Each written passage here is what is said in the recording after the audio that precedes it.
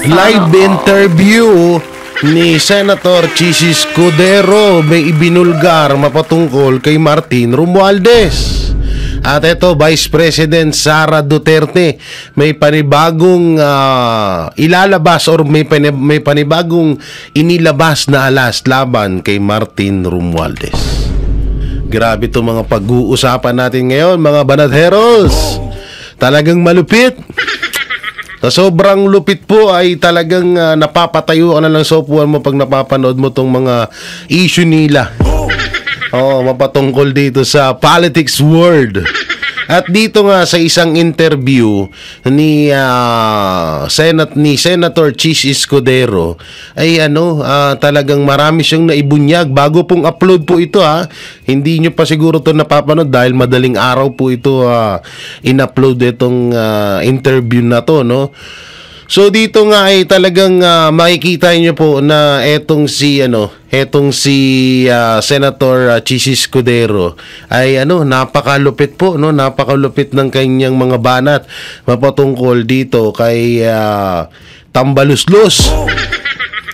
Kilala naman ho natin si Tambaluslos, isa po yan sa talagang mastermind sa mga nakawan ngayon, hindi lang pala sa issue ng flood control kundi marami pang iba. Marami pang iba na talagang dawit dito si Martin Romualdez. In English pa no? Ganun talaga, buhay-buhay, ganun talaga ang nangyayaring kalakaran ngayon. So bago muna yan, dito muna tayo kasi kamakailan lang may nag-viral na topic or ano mong pwedeng sabihin, issue dito nga sa tawag dito sa ni Senator Rodante Marcoleta. Na tinawag niyan tanga yung isang tanga naman talagang news anchor or isang hindi naman din kilalang news tawag dito isang journalist. Ngayon, may pinost po dito si Madam si Madam ito tawag natin sa kanya. Ito si Ma'am Cathy Binag, no? May inilabas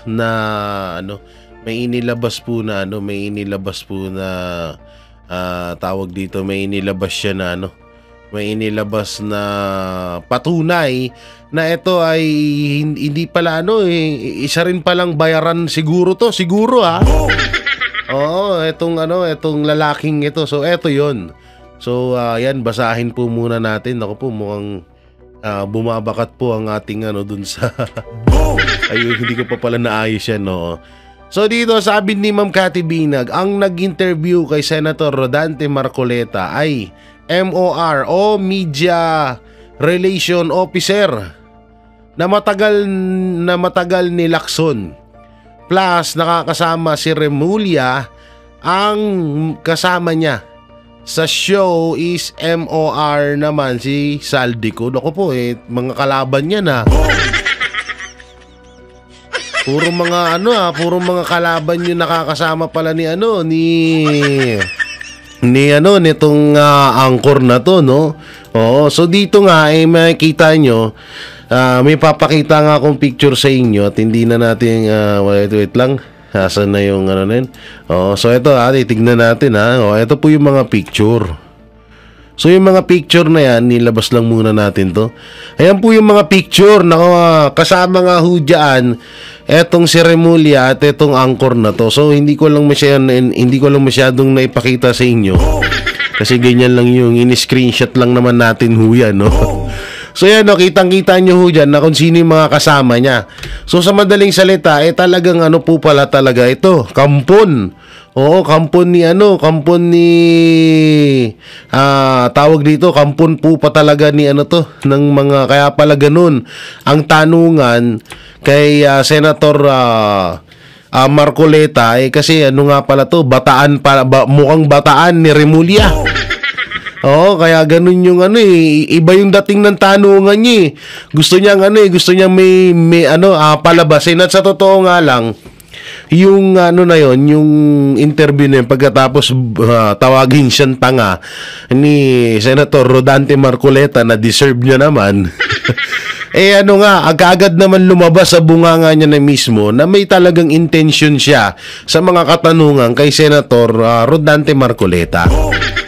'Di ba? Sa talagang may galit talaga siya, talagang may intention siya na siraan at bastusin etong si Senador Marcoleta. So ito nga yung issue na yun. Samantalang para hindi na tayo hutumagal, dito puntahan na natin yung live interview ng Net25 dito kay Senator Chis Escudero. So ito po at ating panoorin. Bye-bye, taos pusong pagbati. Kamusta po kayo? Sen, nakikita namin sa video, parang iba araw nyo ngayon. Mukhang fresh na fresh po kayo. Mukhang masaya kayo, Sen Chis. Wala, matanda na, tumanda na mula pa nung una nating magkasama-sama at magkausap. Oo nga po. Pero anyway, mula po kahapon hanggang ngayon, kamusta na kayo? Mukhang naibulalas po ninyo ang gusto nyo sabihin kahapon sa plenaryo.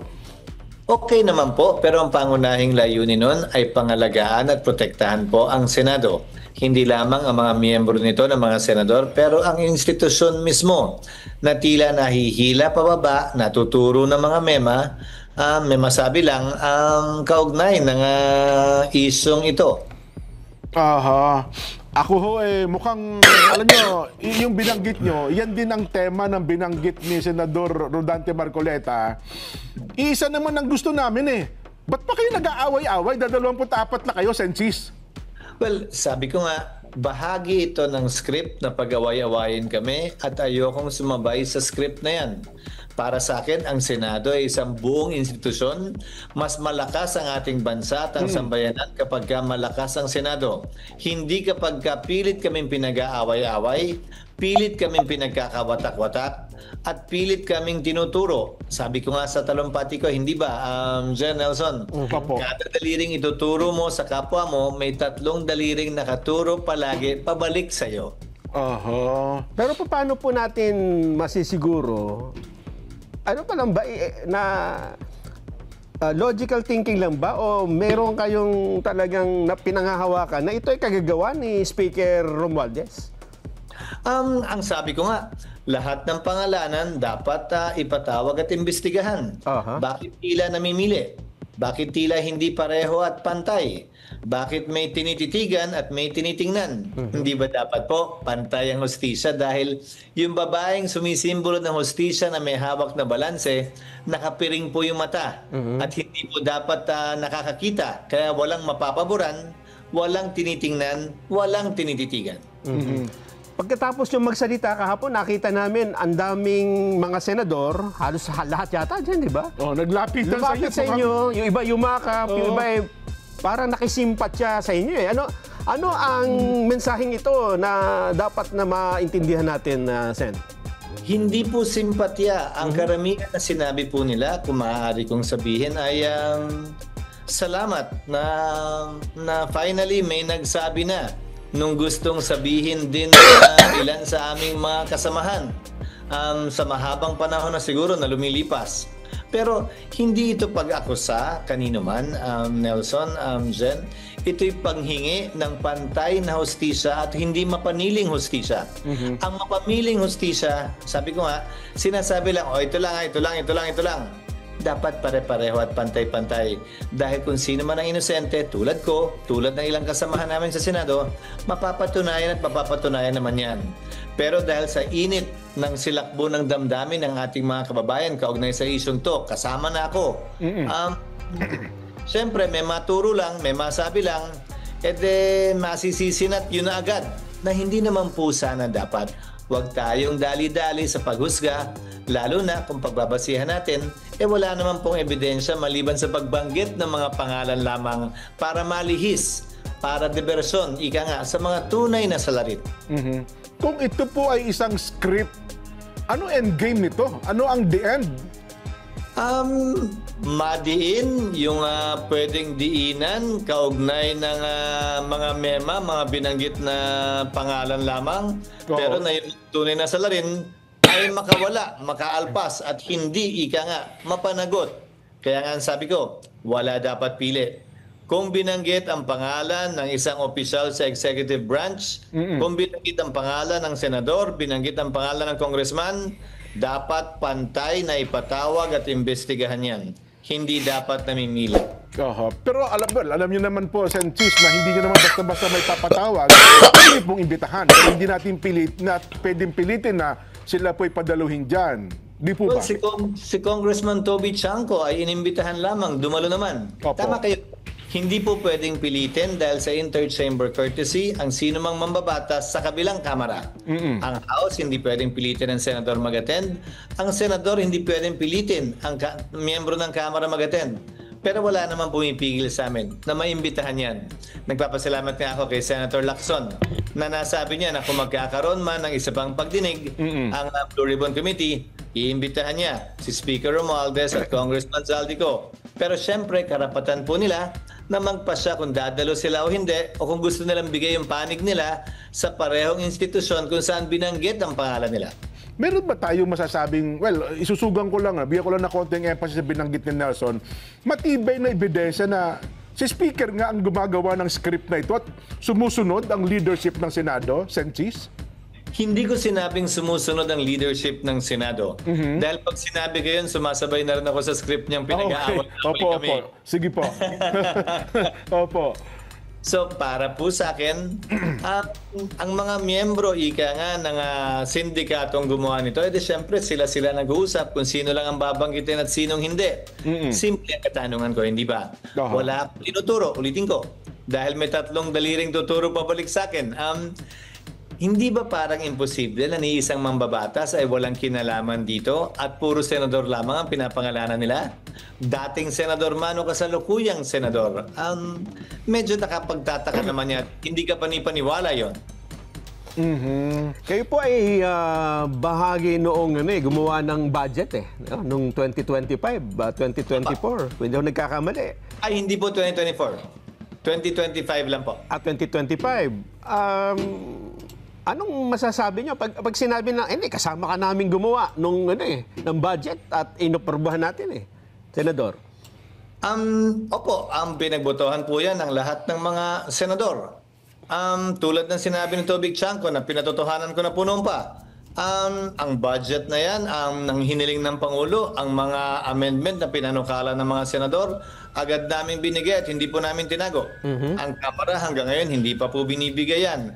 So yung mga panukalang amendment ng Senado, sinumite sa executive branch at binet, pinag-aralan, ni-review, hindi lamang ng isa kundi 2 o 3 departamento para matiyak kung ito nga ba'y tama at dapat gawin. So, saan pumasok ang korupsyon noong in-implement na? Alam, sa implementasyon po palagi yan. Dahil ang issue naman talaga ay ghost project at saka substandard project.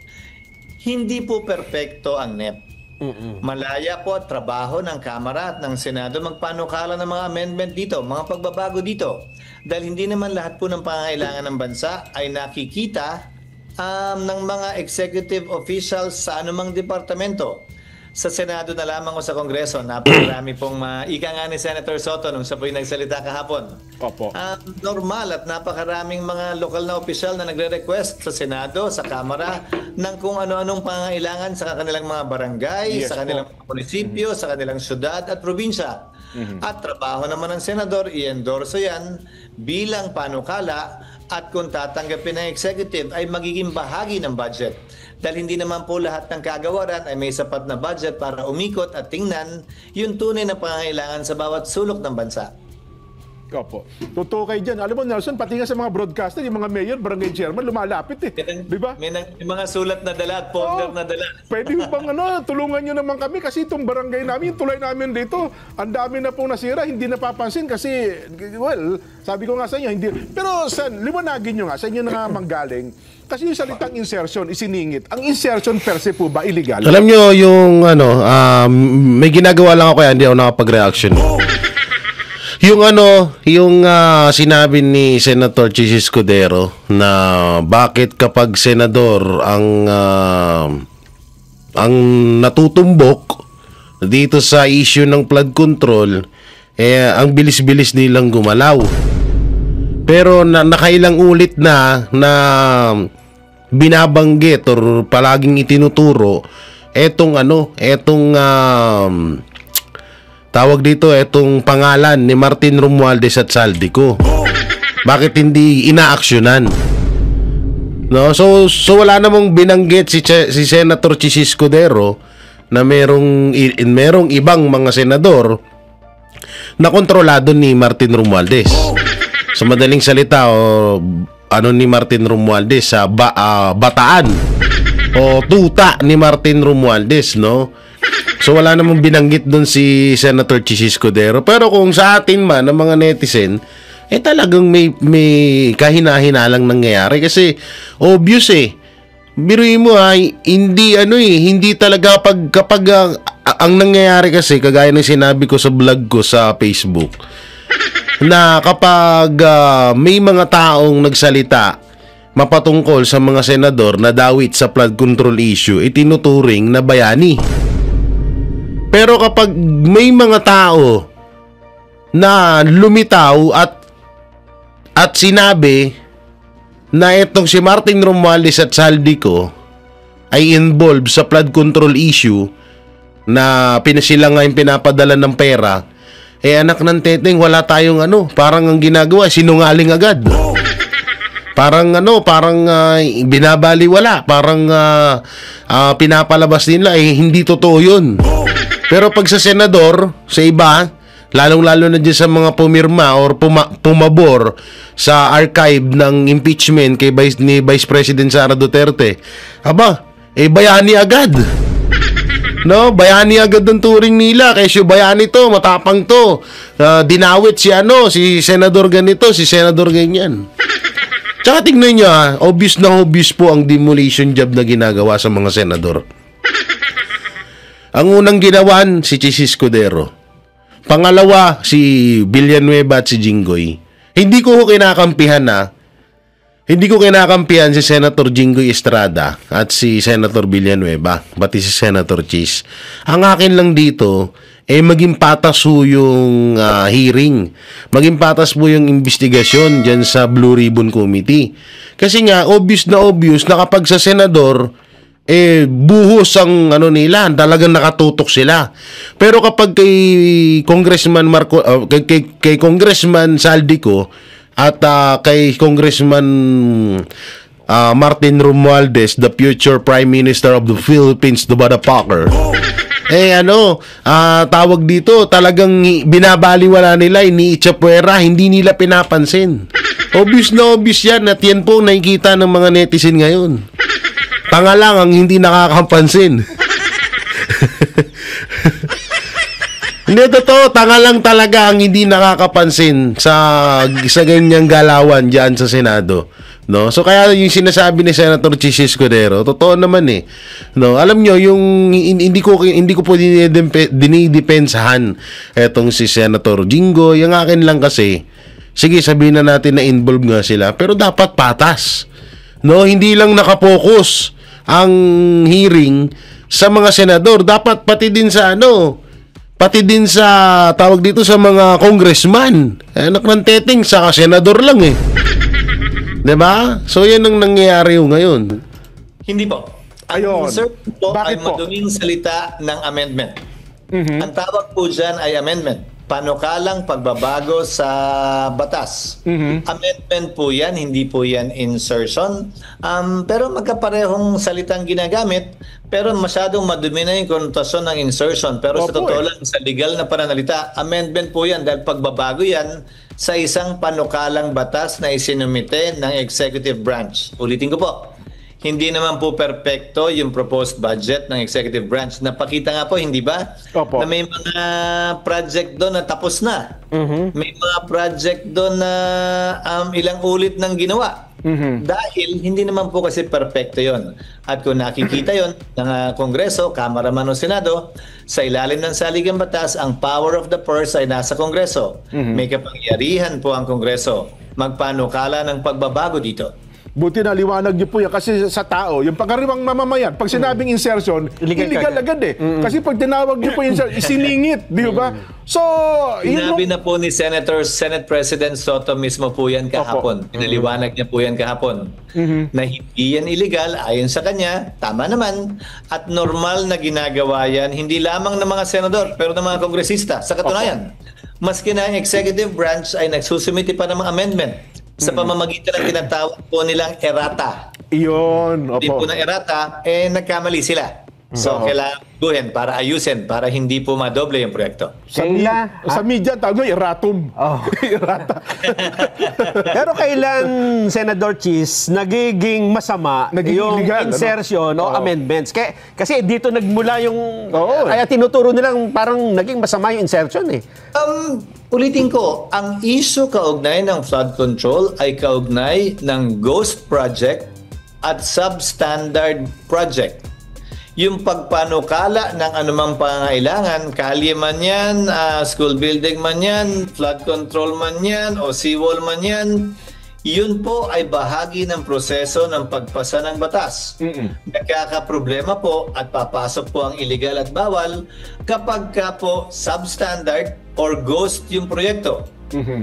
Doon po ang illegal dahil magkakaroon po lamang naman ng kickback, magkakaroon po lamang naman ng bayad o bayaran kapag ka substandard at saka ghost Tama. yung proyekto. Dahil kung hindi po, kulang pa po yun para sa mga nagpapatupad mismo ng maayos na proyekto. Gaya kahapon, meron pa isang senador na may statement, halos lahat ng senador ng 19 Congress may insertions. Parang ang dating ba, lahat kayo masasama eh. Sinagot po yan ni Senate President Soto kahapon din. Opo. Ako nagbigay na aking talumpati Opo. na hindi po yan illegal, hindi yan masama, kasama yan sa proseso at yung konotasyon, yung pagdikit sa paniniwalang insertion ay mali. Para naman po nating sinabing perpekto ang NEP o ang panukalang budget at hindi na pwedeng baguhin. Ika nga, nakaukit na po yan sa bato Opo. at hindi na pwedeng baguhin pa. Hindi naman po yan perpekto. Sana ay malinaw yung punto na yan sa taong bayan, sa masa, lalo na sa Nelson. Kayo po ay nadawit dito nang magsalita kasi mahaba na yung hearing. Nung lumitaw lang yung Yusek Bernardo no? At ang itinuro niya ay yung isang Maynard Ngu. Nakapag-react na kayo rito pero ang latest dito, nag-resign na itong si Maynard Ngu sa Altus Property bilang Altus Property Director. At sinasabi naghahatid daw ng 160 million pesos. Grabe, no? Oo.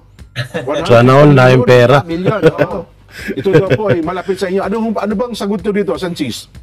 Sinagot ko na po yan na hindi ko nakakausap si Yusek Bernardo kaugnay sa bagay na yan at nakapagtataka na lahat ng pangalan binabanggit niya ay puro senador. Inamin naman niya, Jen at Nelson, Opo. na hindi rin niya ako nakausap o nakita man lamang o may inabot na anuman sa akin. Haharapin namin ito, nakahanda kaming harapin ito sa anumang forum dahil naniniwala kami na kaya naming patunayan na kami ay inosente, ako ay inosente. At ito'y mema lamang, may masabi lamang at bahagi, tulad ng sinabi ko, ng script na pinapalaganap para lamang ilihis ang issue at maging diversyon. Dahil masikat ang mga senador, mas pwedeng masisi ang mga senador para ialay, ika nga, sa dambana ng galit ng tao na hindi po tama dahil nadadamay ang mga inosenteng tao. Ayun. Ano daw kasi kayo, ang senador, mas presidential. Ganda nun. Ganda nun sinabi niya nun. Yun Ay, ang wala akong kabalak-balak, Jen Nelson. Yun. Hindi ko na Yun nga po. hindi ko balak tumakbo sa 2028 siguro ng re-election, hindi pa ako sigurado dahil tumatanda na at nararamdaman ko na sa mga tuhod ko at saka paa. Baka naman kasi nagpapalata ka, Senator Chis, kaya parang gusto kang gurgurin ni Romualdez.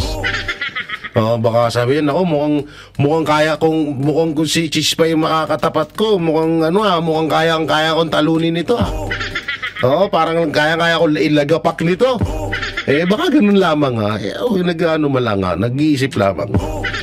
Baka ganun yung nangyari. Pagtanya natin pare-pareho. Oo, yan po kasi ang lumilitaw, pinapalabas ngayon dyan ha? Oo. Na itong speech ni Senador Chis Escudero Yung naratibo doon niya kahapon. ay tamang-tama para sa 2028 election. Baka daw maging partner kayo ni BP Inday Hindi po pinag-uusapan yon. Wala pong ganung uri ng Tsaka ito alam nyo palaging paulit-ulit naman sinasabi nila mismo na kayang-kayang talunin ni Martin Romualdez si BP Sara. Nakakapagtaka dito, kung gano'n naman palang kayang-kaya yung talunin si BP Sara, di talunin nyo na lang sa 2028. Sabi nyo, malakas, di ba? Kayang-kayang talunin ni Romualdez. Yun yung pinangangalandakan ng mga vlogger, ng mga bayarang ng mga rapper, na kesyo kayang-kayang talunin na kesyo na hindi daw mananalo si Vice President Sara Duterte kung hindi daw dahil kay Marcos. Di ba si Martin Romualdez, isa sa mga natutunugan yan, natatakbo sa 2028. Di magpatulong siya sa pinsan niya. Malakas naman pala yung pinsan niya, di ba? Depende na lang pag hindi na, pag talagang, kung yun ay kasinungalingan lamang. Kung yun ay isang kayabangan lang, alam naman din namin ang mga DDS na kabaliktaran yun. Dahil biruin nyo, tumakbo na ho ng pangilang beses si Marcos Jr. sa pagiging presidente. Sa Vice President ka lang, tinalo siya ni Lenny, di ba? Tatatandaan niyo yun. So para sa amin, talagang si Marcos siguro ang hindi mananalo kung hindi dahil kay Vice President Sara Duterte. At yun ang totoo dun. Ewan ko dito sa mga bayarang rapper at vlogger, paulit-ulit nila sinasabi. Minsan ako na nahihiya sa kanila Ako na nahihiya sa kanila. Sabi ko, ano ba itong mga taong to? Parang hindi ba kayo natatakot sa kayabangan nyo?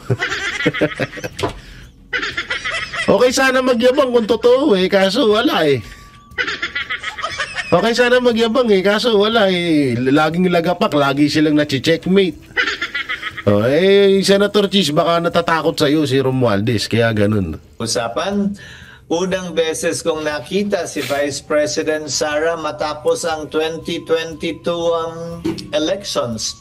At nagpasalamat ako sa kanyang pagbisita at pagbigay ng suporta sa kasalukuyang kinakaharap namin ng mga isyu ngayon bilang mga senador at bilang isang institusyon ng Senado.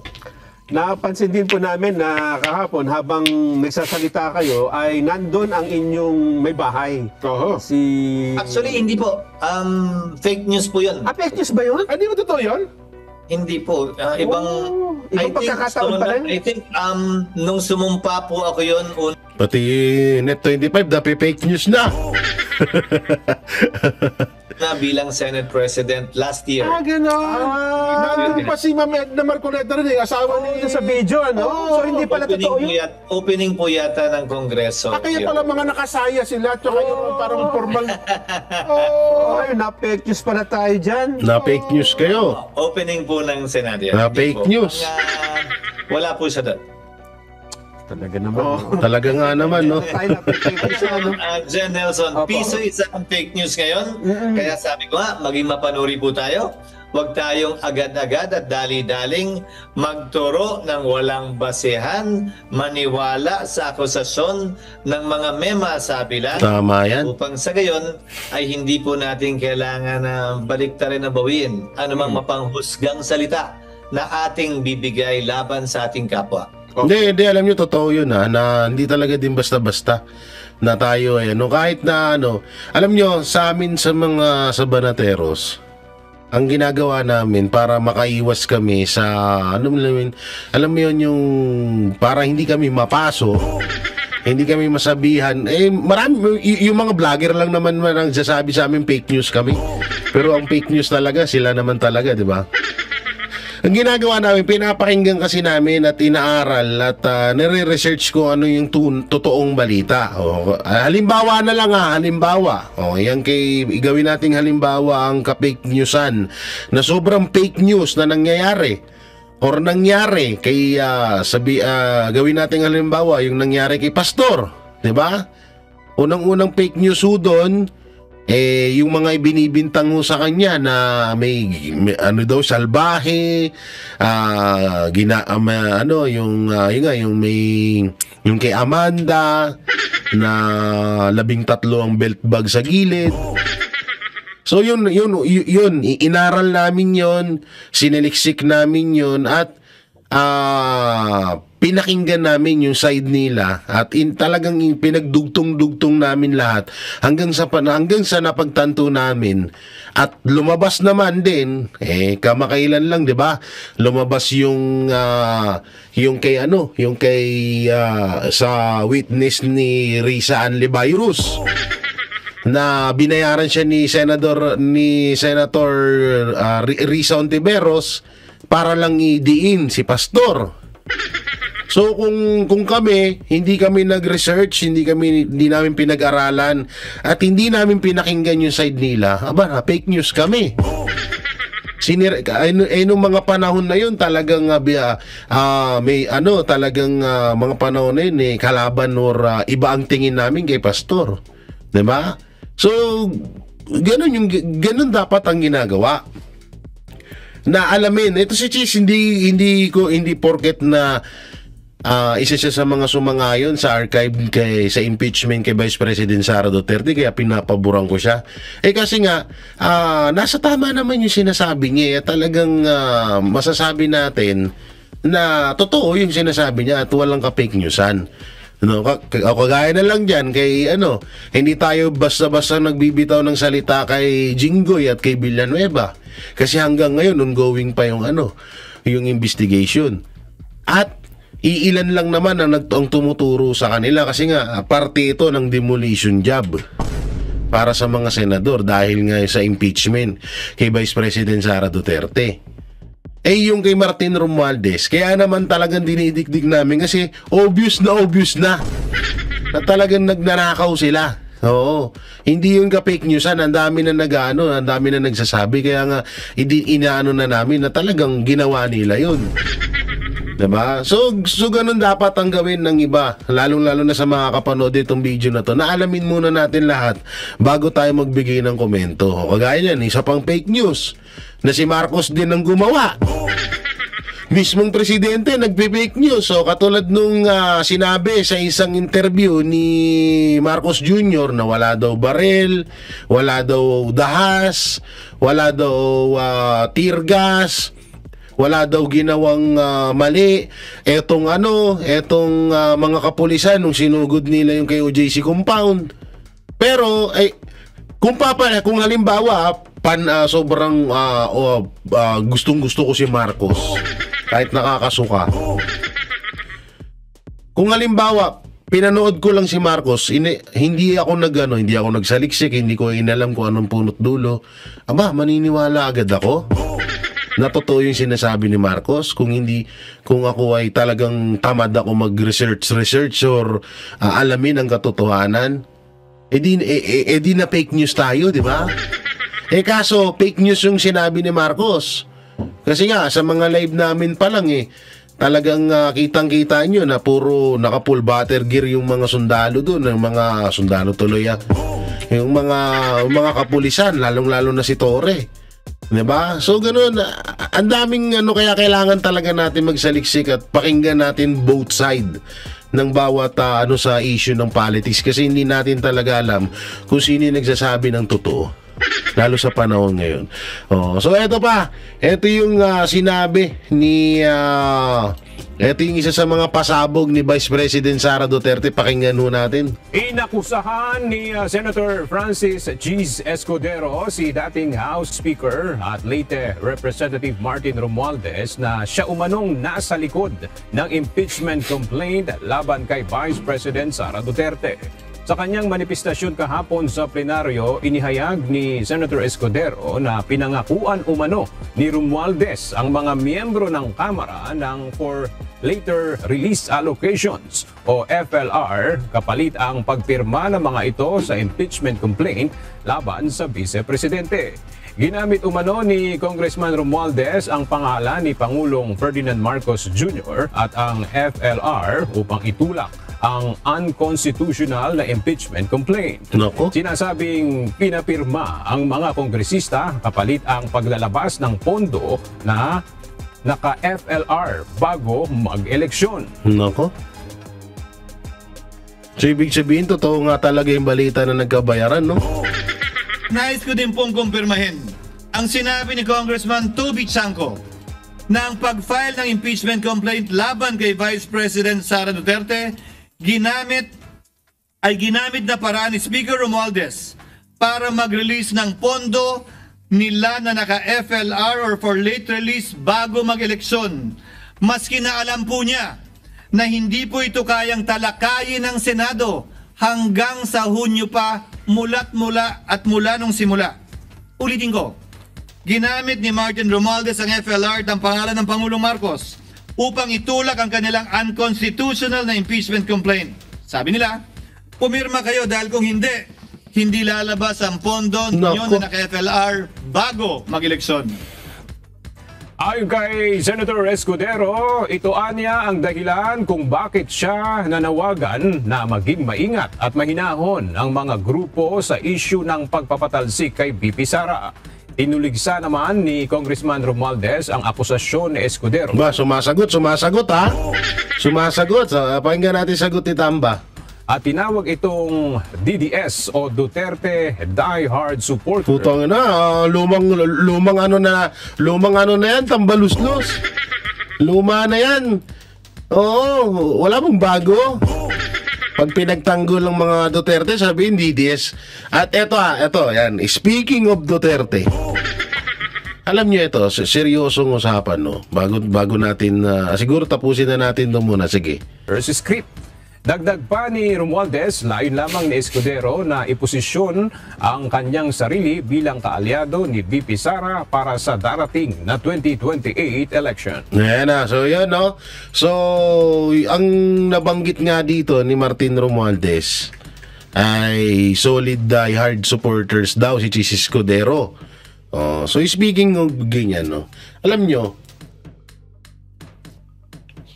ito dapat ang maging mindset natin eh. Kahit hindi Duterte. Kahit ibang apelyido yan or ibang tao yan.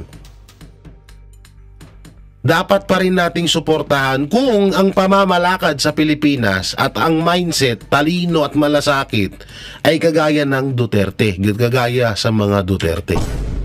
Halimbawa na lamang, si Leni Robredo. Si Leni Robredo ay tumakbong presidente. Yung background ni Leni is mala Duterte. Kailangan natin iboto yun. Dahil yun ang... Tsaka ito hindi tayo... para ho sa akin, wag nyo sanang masamain mga Duterte supporters. Hindi po ako nandito, hindi ko po pinagtatanggol ang mga Duterte dahil sa pangalan nilang Duterte. Hindi ho ganon. Pinagtatanggol ko sila, pinaglalaban ko ang mga Duterte at pinaglalaban ko ang bansang Pilipinas dahil ang mga Duterte ay napakaganda ho ang nagawa nila sa bansang Pilipinas.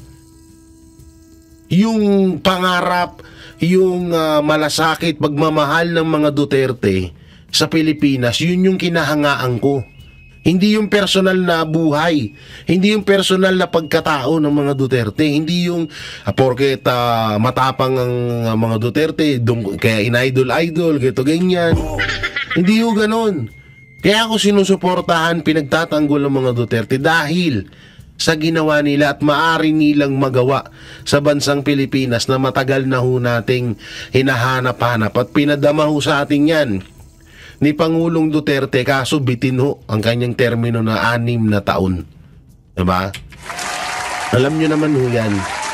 Yun po yun eh. Yun po yung dapat natin maging yung sinasabi nito na porket Duterte, diehard supporters. Isang malaking katarantaduhan yun, Martin Romualdez, walang ganun. Kami banateros ako, sa akin na lang, kaya ako sinusuporta ng Duterte kasi yung malasakit eh. Yung pagmamahal ng mga Duterte na kaya nilang gawin at nagawa na nga, di ba? at kaya pa nilang ituloy gawin sa bansang Pilipinas. Kaya ko sila minamahal. Kaya ko sila sinusuportahan. Hindi porket na Duterte. Halimbawa lang naman Marcos. Kung naging maayos si Marcos, kagaya ng pamamalakad ni Pangulong Duterte, susuportahan ko din si Marcos, ba't hindi? 'Di ba? Kaso nga Oo, lagapak laglag yung ngala-ngala. Tabingi pa yung panga. Rhyme. Oo, kaya hindi isa nangyayari ngayon, 'di ba? Paano mo susuportahan si Marcos Jr.? Kung katulad siya ni Pangulong Duterte na pinuksa yung mga kriminal, mga makakaliwa, mga sindikato dito sa Pilipinas, papalakpakan ko si Marcos. Susuportahan ko siya. At dapat ganun ang maging mindset din natin. Halimbawa na lamang, nakikita natin na halos kaparehas ng, baka nga mas malamangan pa kung ano yung nagawa ni Pangulong Duterte, baka mas lamangan pa ni halimbawa na lamang ni Pastor. Pastor Kibuloy. Yung nagawa ni Pangulong Duterte ay kayang-kayang gawin din ni Pastor. At masihigitan pa. Kailangan natin iboto si Pastor. Iyon ang hinahanap natin O halimbawa, Estrada naman, si Jinggoy. Yung nagawa ni Pangulong Duterte dito sa Pilipinas ay kayang gawin din at ganun din ang mindset ni Estrada, ni Jinggoy Estrada. Iboboto ko si Jinggoy, susuportahan ko siya.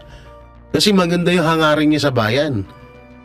Kahit si Martin Romualdez, itong inayupak na to. Halimbawa, yung mindset, malasakit, tapang, pagmamahal sa bansang Pilipinas ni Pangulong Duterte ay katangian ni Martin Romualdez. Iboboto ko din siya. Bakit hindi? Yun ang hinahanap natin kaso, malayo sa katotohanan yun. Pag-usapang Martin Romualdez. Ngayon pa nga lang congressman, grabe na mangurap. Paano pag naging presidente pa yan? Diba?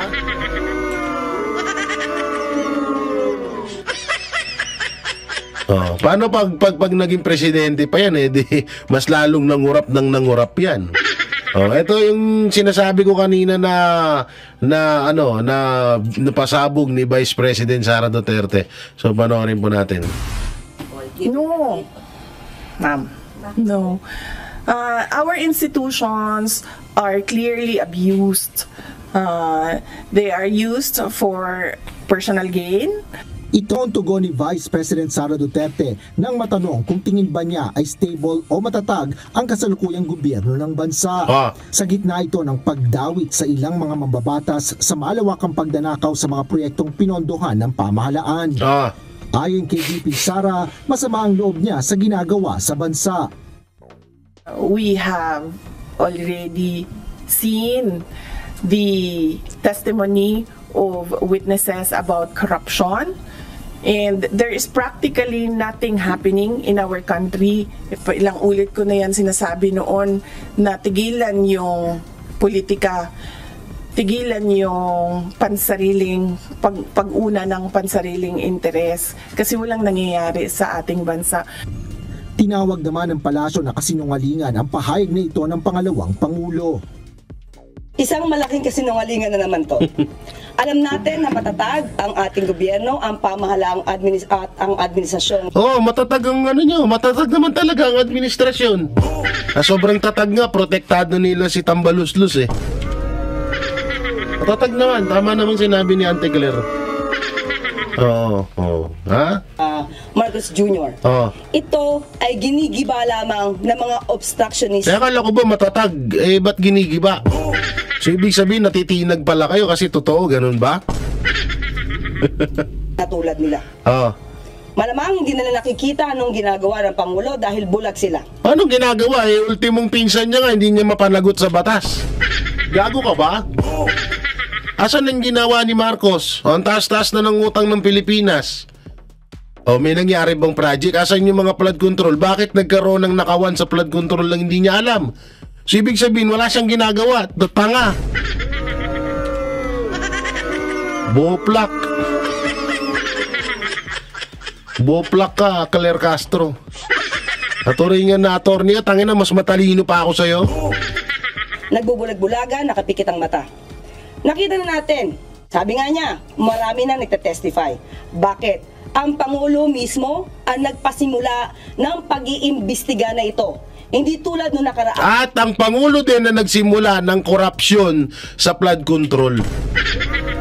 Huwag kami. Huwag kami. Kanino ba nagsimula yung issue sa flood control na yan? Di ba kay Marcos?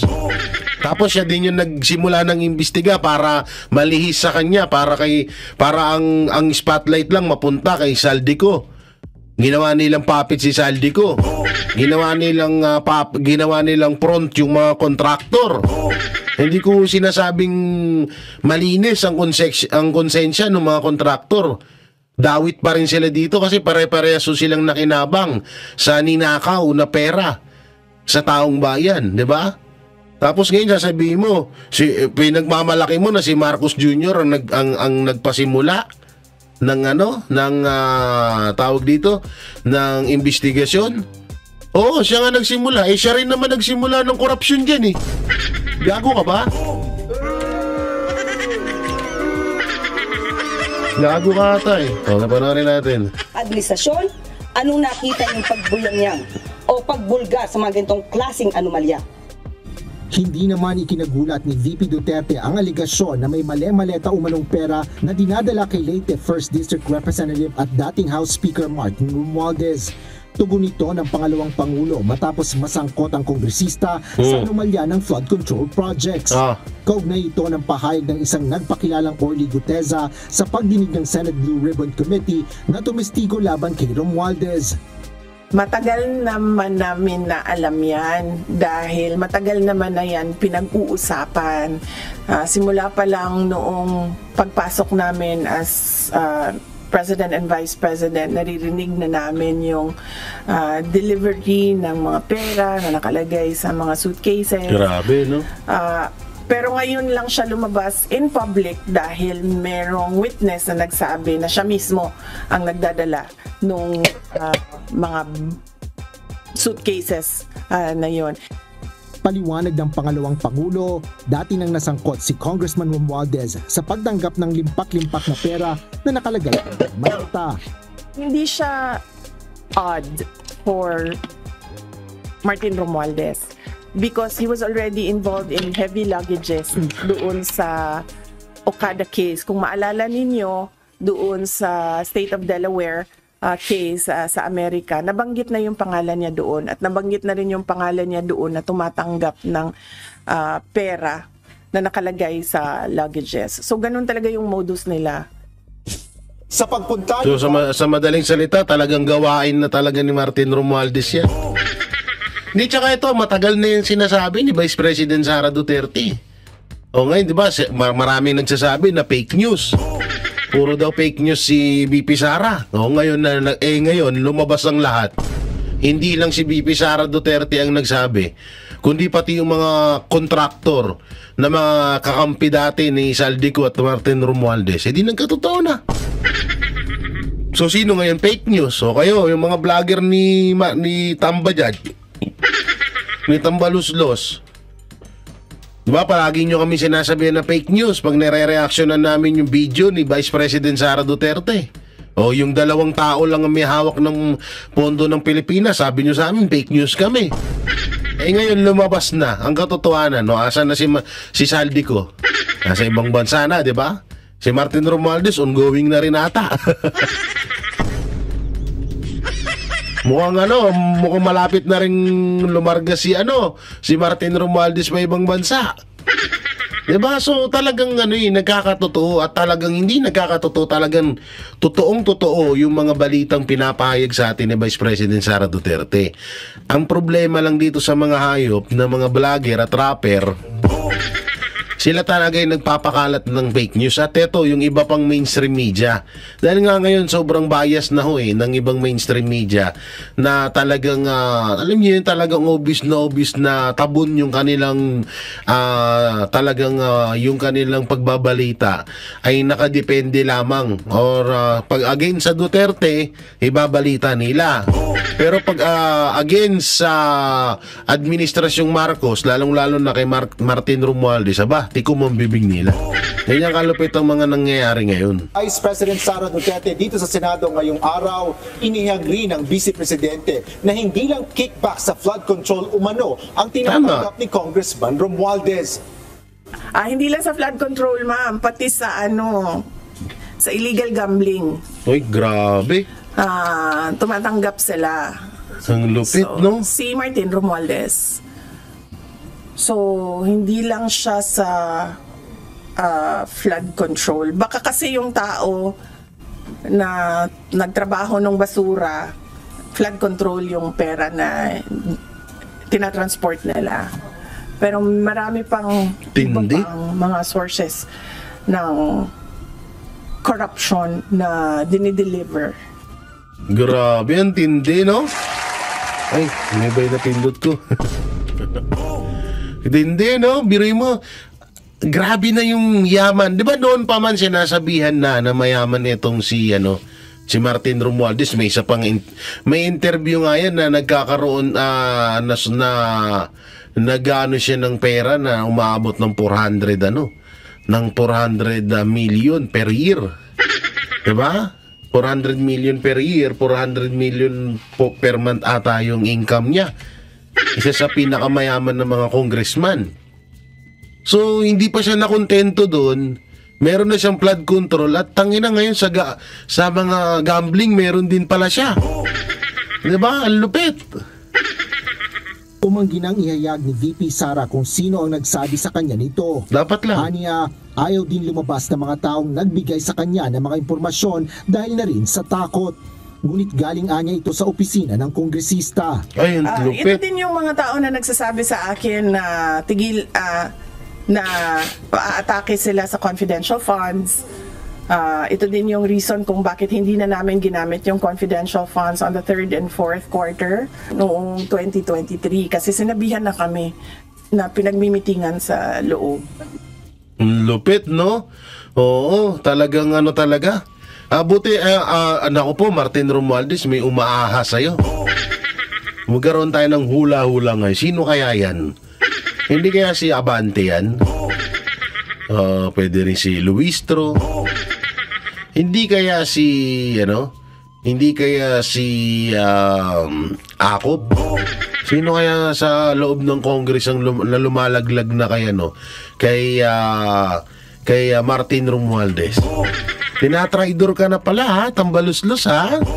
Rinig na rinig mo dun sa video ni Vice President Sara Duterte na ikaw ay chinuchupulangot baby ko muna. Oo, so ganyan katindi, no? Grabe, no? Tindi. Hindi talaga parang talaga, alam niyo yung pagiging corrupt. Ito talaga pinakasagad to ngayon. Ang tindi ho ngayon, no? Ito na hindi na, wala na ata ang makakabura sa korupsyon netong administrasyong Marcos na to. Ito na yung pinakamatindi kasi yung korupsyon ni Marcos Sr. noon at ngayon, tapos dinagdagan pa ng pinsan nilang si Martin, pamangkin niya na si Martin Romualdez, na pinsan ni Marcos Jr., mas triple. Kaya nga nakakapagtaka na, hindi mo alam na may nangyayaring issue sa flood control? Presidente ka, sa laki ng perang nawawala, hindi mo alam? Ano yung pinagyabang mo sa SONA?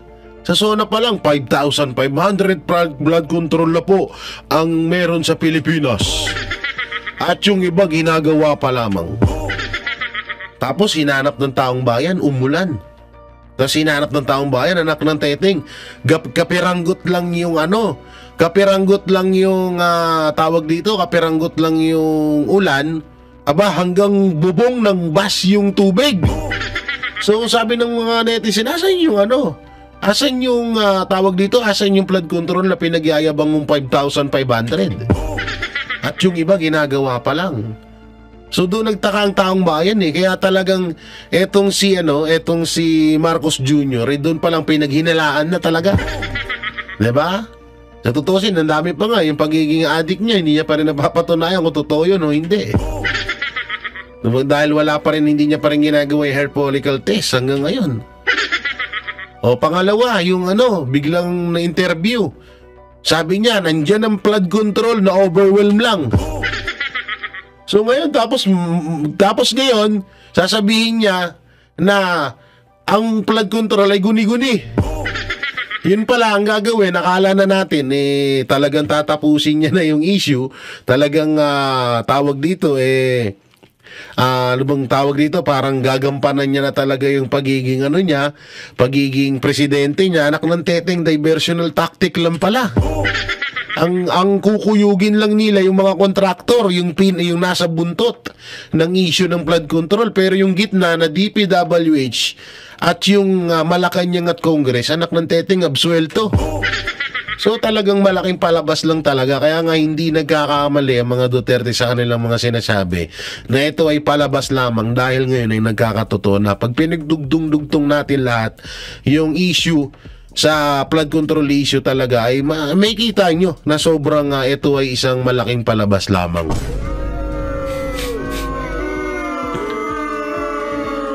At yun po mga banateros, mga kabiyaya, ano pong may kukomento nyo sa mga napanood natin, sa mga nireaction natin, i-comment nyo lang po dyan sa baba at ating babasahin yan. At syempre, don't forget to like, share, comment, and subscribe sa ating YouTube channel. May pindot na lang yung bell button para lagi kayo updated sa ating mga video araw-araw. So maraming salamat, ingat po kayo palagi, God bless and peace, and bye-bye. Uy, bakit mali? Ito pala yun.